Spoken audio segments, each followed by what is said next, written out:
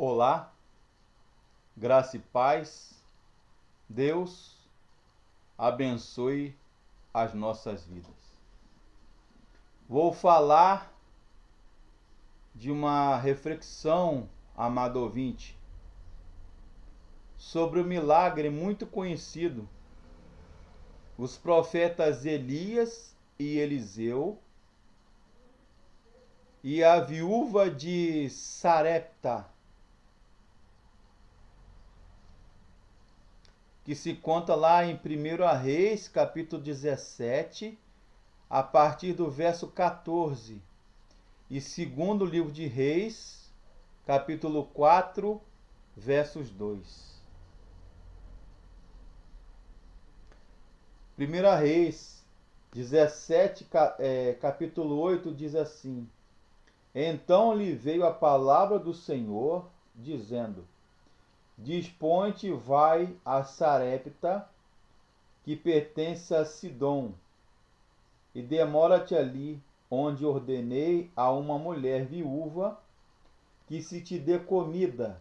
Então ele, isto é, Elias, se levantou e foi-se a Sarepta. Chegando à porta da cidade, estava ali uma mulher viúva apanhando lenha. Ele a chamou e lhe disse: Traze-me, peço-te uma vasilha de água para eu beber. Indo ela buscá-la, ele a chamou e lhe disse: Traze-me também um bocado de pão na tua mão. Porém ela respondeu: Tão certo como vive o Senhor, teu Deus, nada tenho cozido. Há somente um punhado de farinha numa panela e um pouco de azeite numa botija. E vês aqui, apanhei 2 cavacos e vou preparar esse resto de comida para mim e para o meu filho. Comê-lo-emos e morreremos. Elias lhe disse: Não temas, mulher, vai e faze-o que disseste, mas primeiro faze dele para mim um bolo pequeno e traze-mo aqui fora. Depois farás para ti mesma e para o teu filho, porque assim diz o Senhor, Deus de Israel: a farinha da tua panela não se acabará, e o azeite da tua botija não faltará, até o dia em que o Senhor fizer chover sobre a terra. E ela fez segundo a palavra de Elias. Irmãos, o contexto desta palavra: Israel estava sobre uma seca, uma sequidão atroz, fome, miséria, necessidade, adversidades tamanhas e tremendas.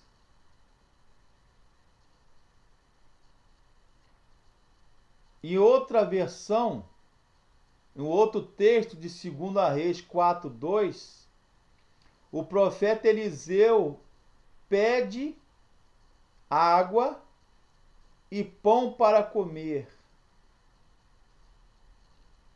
E aquela mulher viúva de Sarepta,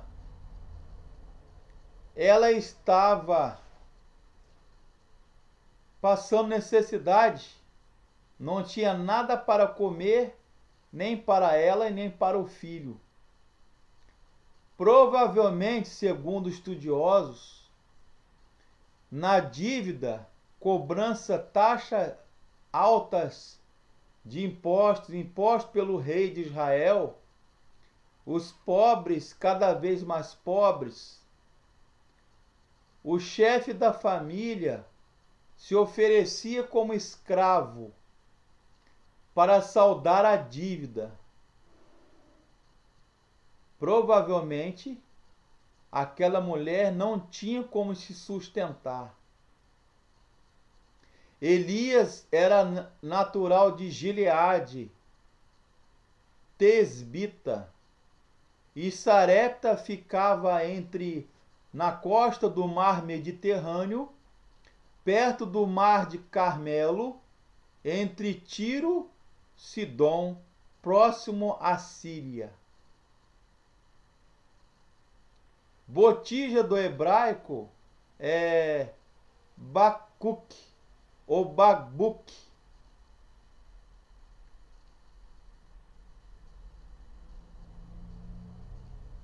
Eu aprendo nesse texto o seguinte: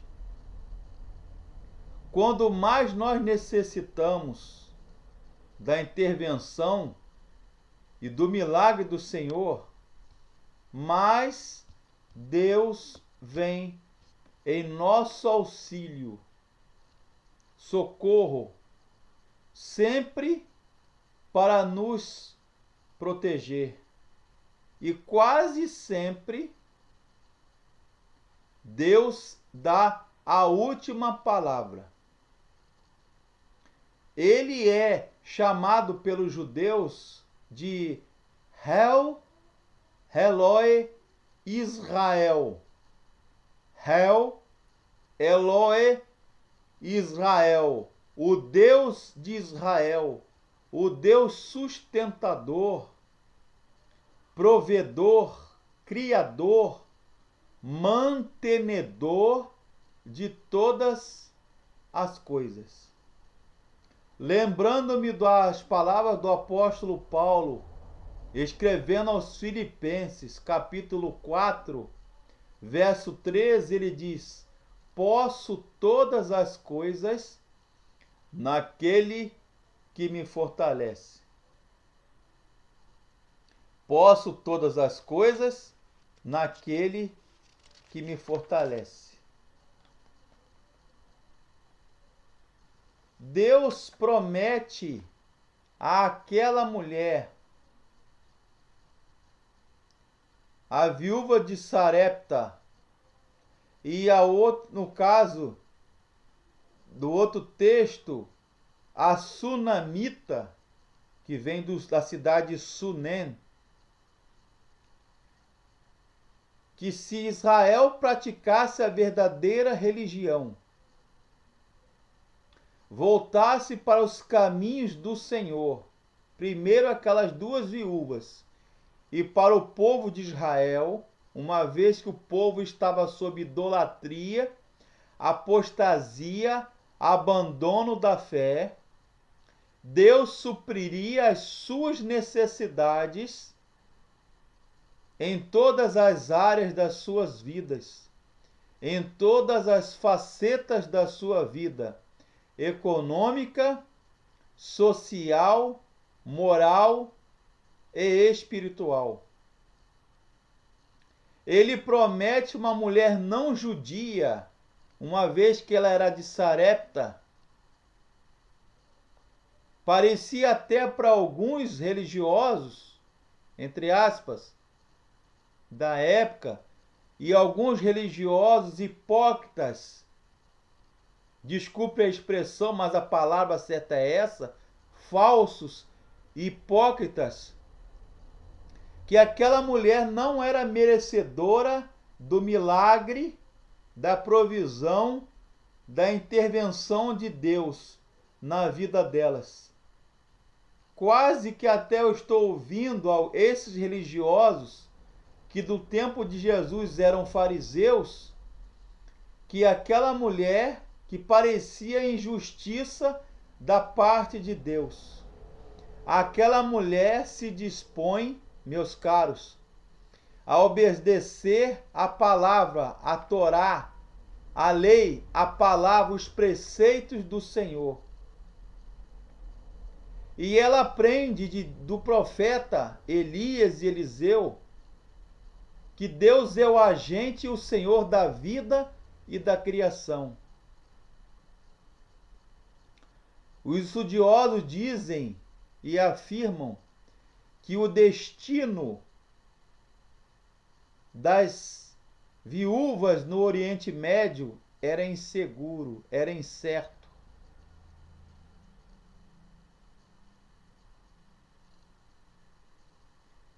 Revela essa passagem o carinho, a graça, a misericórdia, o cuidado de Deus para com os pobres.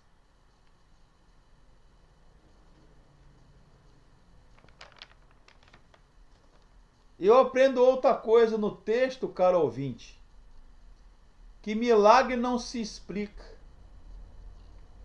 A intervenção sobrenatural de Deus não se explica.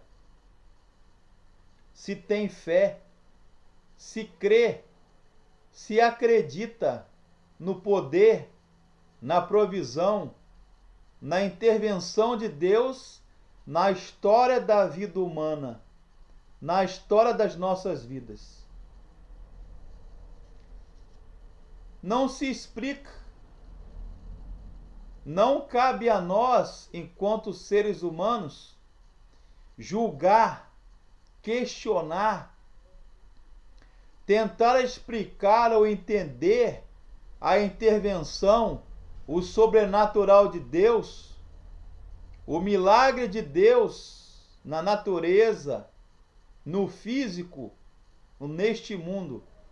Cabe a nós, como servos, como crentes, como cristãos, como filhos de Deus, crer, acreditar, confiar, entregar, depositar a nossa fé em Deus, que é todo-poderoso. Deus é soberano. Também aprendo que Deus governa e dirige a história das nossas vidas. Não cabe a nós julgarmos, volto a dizer, seres pobres, réis mortais, infinitos, imperfeitos, entender ou questionar os caminhos, juízos e intentos do Senhor. Somos servos dependentes da sua graça, do seu amor. Há um adágio na teologia em latim que diz: finitum non possi capere infinitum. Finitum non possi capax ou capere infinitum.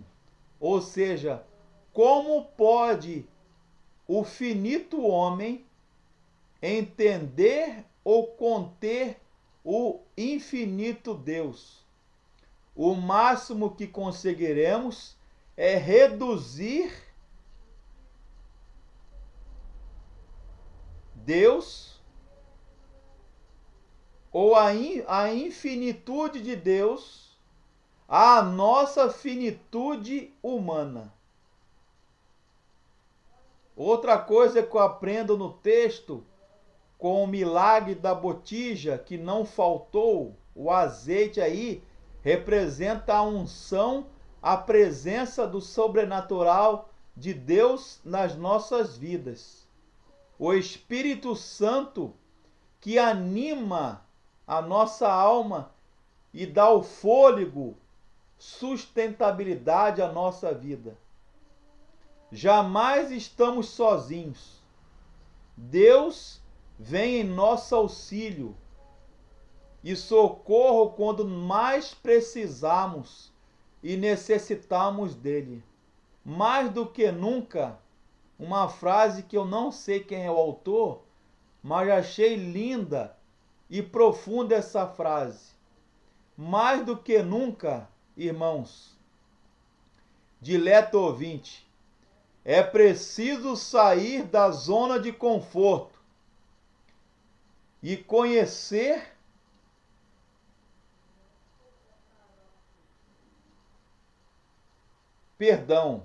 eu vou repetir.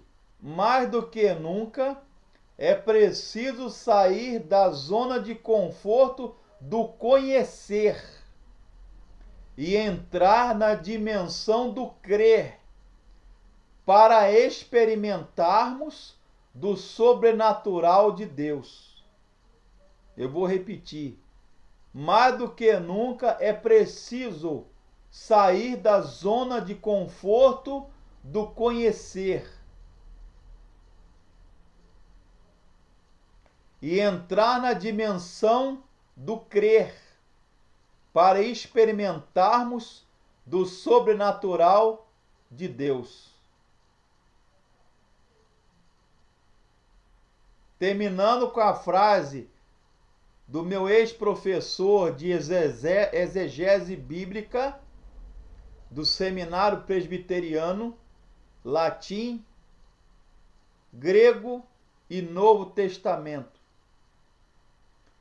Como pode o finito homem entender ou conter o infinito Deus? Vírgula. O máximo que nós conseguiremos é reduzirmos o poder de Deus, o infinito Deus, à nossa finitude humana. Finitum non possi capere infinitum. Graça e paz, e que este azeite na botija, representando a unção de Deus, do Espírito Santo nas nossas vidas, jamais deixe de ser derramada da sua graça, da sua unção sobre nossas vidas. Amém.